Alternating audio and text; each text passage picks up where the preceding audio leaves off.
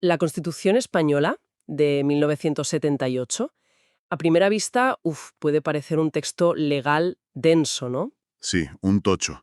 Algo que solo leen los juristas. Pero si lo piensas, es mucho más. Es como el manual de instrucciones de un país. Totalmente. Un documento que no solo pone reglas, sino que cuenta la historia de un momento único, la transición, el momento en que se decidió hacer un reinicio del sistema. Y hoy vamos a hacer justo eso, leer ese manual. Pero para guiarnos vamos a usar un material muy concreto. Un temario de estudio para opositores. Que es una base perfecta. Claro, nos va a dar un esqueleto riguroso para analizar el título preliminar, que vendría a ser como el capítulo de configuración inicial de ese manual, ¿no? Exacto. Es que esos primeros 9 artículos son la clave de bóveda de todo. No son una declaración de intenciones abstracta. Que va, son el código fuente del sistema. El código fuente, me gusta.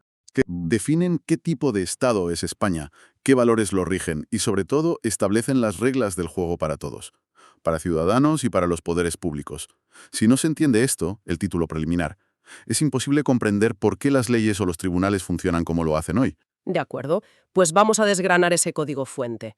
Y para eso creo que es vital entender el entorno en el que se programó. El contexto, sí. Claro, es que la Constitución no apareció de la nada. Nace, de las cenizas del franquismo, tras la muerte de Franco en 1975, en un proceso que visto ahora, fue vertiginoso. Vertiginoso es la palabra. Estuvo marcado por un deseo casi desesperado de consenso. Entre fuerzas políticas que llevaban 40 años siendo enemigas. Irreconciliables. Es que el calendario es de infarto. Se aprueba la ley para la reforma política en el 76, que fue la herramienta para desmontar el régimen desde dentro. Una especie de suicidio legal controlado. Justo. Un año después, en junio del 77, las primeras elecciones libres. Y las cortes que salen de ahí, ojo, no solo tienen que gobernar un país en crisis, sino que tienen que redactar una constitución de cero. Una tarea titánica. Y el texto se aprueba en referéndum el 6 de diciembre del 78 y entra en vigor el 29 de diciembre.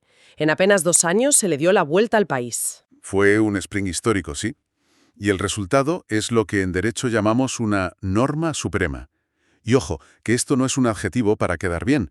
Tiene implicaciones muy concretas. Vale, ¿cuáles? La primera, la superioridad jerárquica. Ninguna ley, ni un decreto del gobierno, ni una ordenanza de un ayuntamiento puede contradecirla. Si lo hace, es papel mojado. Se anula. Se anula. La segunda es el fundamento de validez. Todas las demás normas, todas, beben de ella. Su legitimidad viene de la Constitución. Y la tercera, su carácter vinculante. Que obliga a todo el mundo. A todo el mundo, desde un ciudadano que va por la calle hasta el jefe del Estado. Sin excepción. Y claro, para que todo esto no sea una simple declaración en un papel, se necesita un árbitro, ¿no? Exacto. Se crea el Tribunal Constitucional, que es el guardián, el intérprete supremo que tiene la última palabra sobre si una ley se ajusta o no a este manual de instrucciones. Es el mecanismo de seguridad del sistema. Antes de meternos en los artículos, en la letra pequeña de ese manual, está el preámbulo. Y aquí es donde la cosa se pone interesante para mí. A ver, Siempre me ha costado entender su valor real. Los juristas dicen que no tiene valor normativo directo, es decir, que nadie puede ir a un juicio y exigir que se cumpla algo del preámbulo. eso es correcto, sí. Entonces, si no es exigible, parece una simple declaración de buenas intenciones, casi poesía. Es que esa es parte de su función, ser la poesía que inspira la prosa de la ley, pero no es solo eso, ni mucho menos. Ah, Piensa en un juez. Tiene dudas sobre si una nueva ley de vivienda respeta el espíritu de la Constitución. Va al preámbulo y lee que la nación española desea promover el progreso de la cultura y de la economía para asegurar a todos una digna calidad de vida. vale. Eso, que parece poesía, le da una pista interpretativa potentísima sobre cuál era la intención de los que la escribieron. O sea, es como la nota del desarrollador en el código. No es el código en sí, pero te explica por qué se programó de esa manera. Exactamente. Es una analogía perfecta.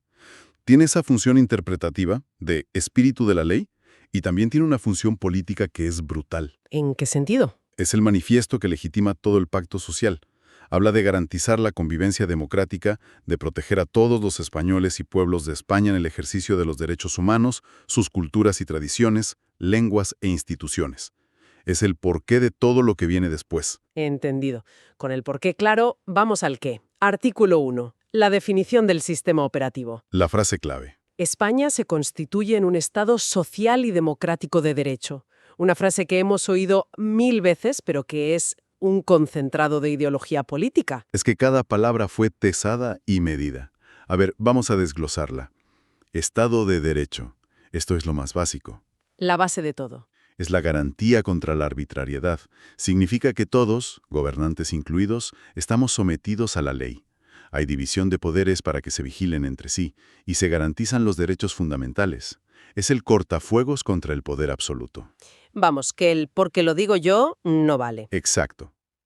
Luego, Estado democrático. El poder reside en el pueblo, la soberanía popular. Esto se ve en el sufragio universal, pero también, y esto es clave, en el pluralismo político. No es solo votar. No. La democracia no es solo votar cada 4 años, es que existan opciones diferentes, partidos políticos que compiten por representar a la ciudadanía. Y la tercera pata, Estado social, que quizá es la que más nos afecta en el día a día. Sin duda. Significa que el Estado no es un mero árbitro neutral que mira desde la barrera. Tiene un papel activo. Interviene. Interviene para corregir desigualdades, para garantizar un mínimo de bienestar. Servicios públicos como la sanidad, la educación, las pensiones, todo eso viene de aquí. No se conforma con una igualdad teórica ante la ley, busca una igualdad real de oportunidades. Y justo después de esta definición, el artículo 1 añade la forma política del Estado, la monarquía parlamentaria. Ajá, Aquí es donde a mucha gente hoy en día le puede chocar un poco. Acabamos de decir que el poder emana del pueblo y acto seguido se establece una jefatura de Estado hereditaria. es una de las grandes paradojas, sí. Es fruto puro del consenso de la transición. Es una fórmula que integra una institución histórica, la corona, en un sistema plenamente democrático. ¿Y cómo se come eso? La clave está en el adjetivo, parlamentaria. El rey es el jefe del Estado, sí, pero reina no gobierna. ¿La famosa frase? Exacto. Sus funciones son simbólicas, representativas. Arbitra las instituciones, representa a España fuera. Pero el poder ejecutivo real, el de tomar decisiones, lo tiene el gobierno. Y ese gobierno no responde ante el rey, responde ante el Parlamento, ante las Cortes Generales, que es donde está la soberanía popular, porque lo elegimos los ciudadanos. Vale.